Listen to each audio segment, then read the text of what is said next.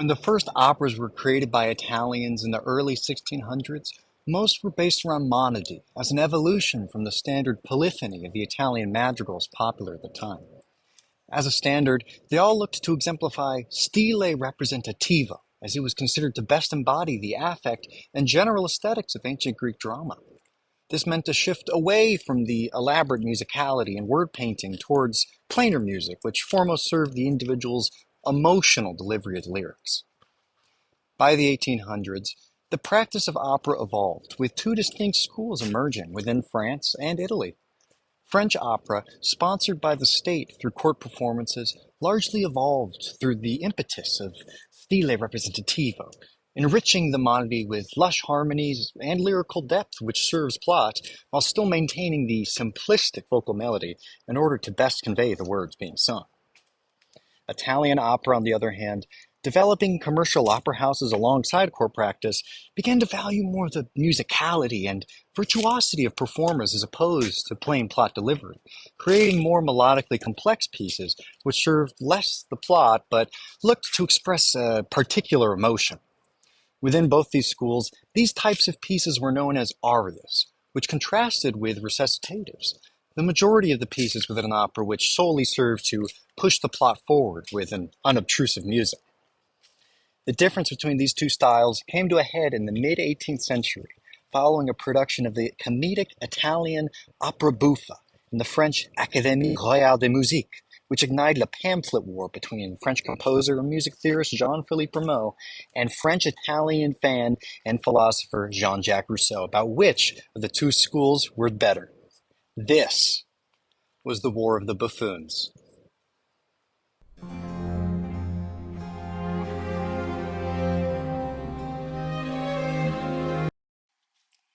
In order to best understand the differences between the two schools, it is necessary to analyze pieces exemplary of each style.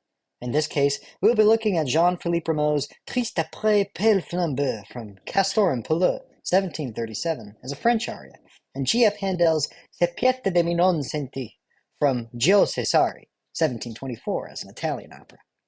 Through close examination of each aria's musical texture and melodic complexity, the differences in lyrical rendition become apparent, characterizing the French and Italian schools as rational and natural, respectively.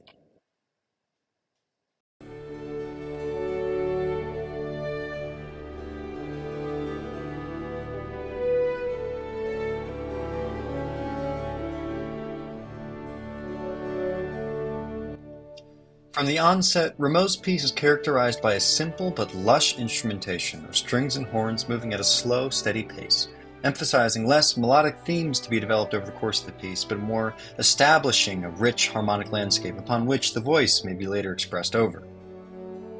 The progression we see in E-flat major is at first proud, standing over an E-flat pedal, but slowly grows more introspective as the bass descends until finally the voice comes in.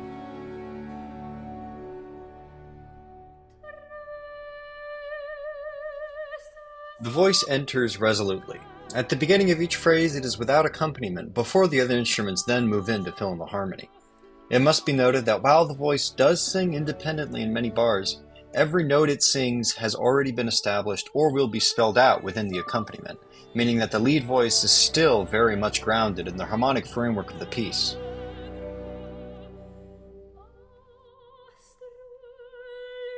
This interplay between voice and grounding accompaniment is fitting to the subject matter of the lyrics, which deal with contemplating death and mourning, showing that even with a profound or even proud contemplation, the reality of loss is ever present and humbling. This interplay is further expounded later in the piece, when the singer resigns herself to this truth. "No, I shall no longer see anything but your funeral beams," she admits, and the accompaniment now moves in tandem with the voice. The horns, which may signify this dogged grief, are now moving in similar motion to the voice, not doubling at the octave, but never more than a third or fourth apart, just behind the singer.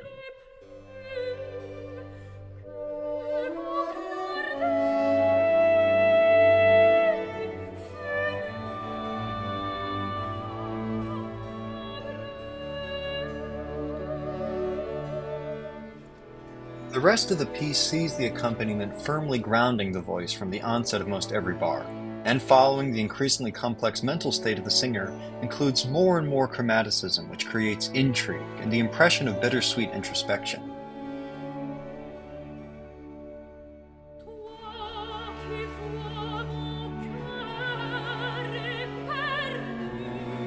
This type of harmony, underlying the very simplistic syllabic melody, is very characteristic of Rameau's style, as the piece overall is an exemplary aria and demonstrates France's expressive evolution of opera's roots in stile representativo.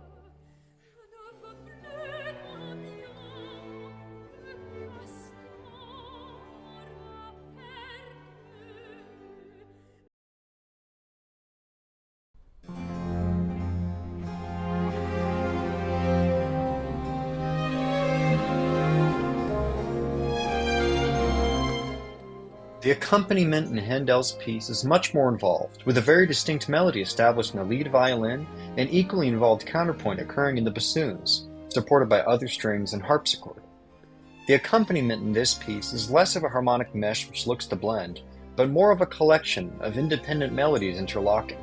There is a unifying key, but it serves as merely a backdrop for an elaborate web of musical ideas.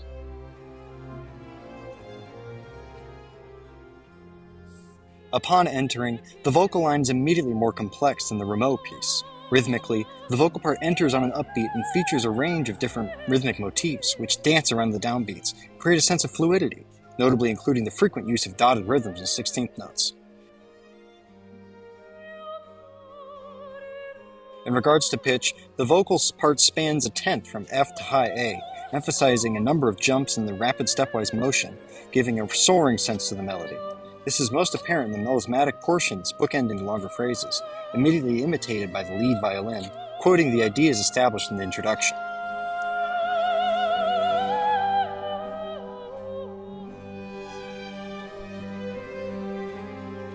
The use of melisma here is notable, as its purpose is purely aesthetic, meant to beautify and make more complex the music, at the same time demonstrating the vocal prowess of the performer. French opera at the time, upholding the preeminence of song as speech, certainly would not feature melisma in this manner, and thus this highlighting renders the piece distinctly Italian. In regards to the words being sung, only 4 lines are expressed throughout the course of this piece, being repeated several times through ever-changing melody and accompaniment. In this way, the intrigue presented in the piece is found not within the words being sung, but the emotional conveyance of these words through music. Fundamentally to Italian opera of the period, the lyrics are incidental, as the voice is turned instrumental and sound becomes the essence of the piece.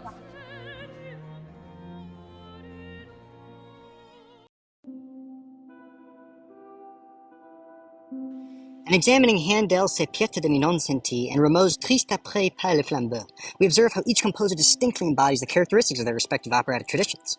Handel's Italian aria, with its emphasis on vocal virtuosity and melodic complexity, exemplifies the Italian focus on emotional expression and individualism. The intricate interplay of vocal and instrumental lines through the melisma serves to highlight the singer's skill and the aesthetic beauty of the music, placing the emotional delivery at the forefront. On the other hand, Rameau's French aria is defined by a rich harmonic landscape that supports a more contemplative narrative.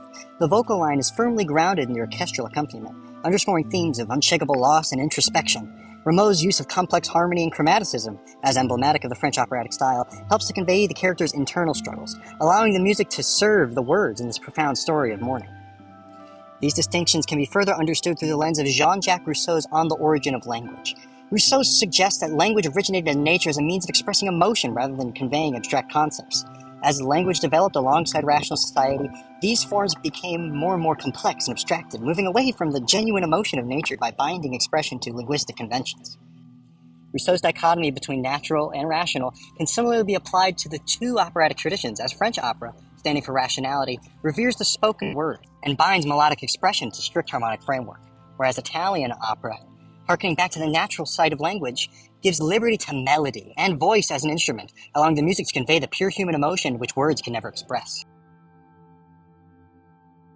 Thus, these arias not only highlight the aesthetic and philosophical divides between Italian and French operas, but also track the evolution of human expression as it was considered during the Enlightenment.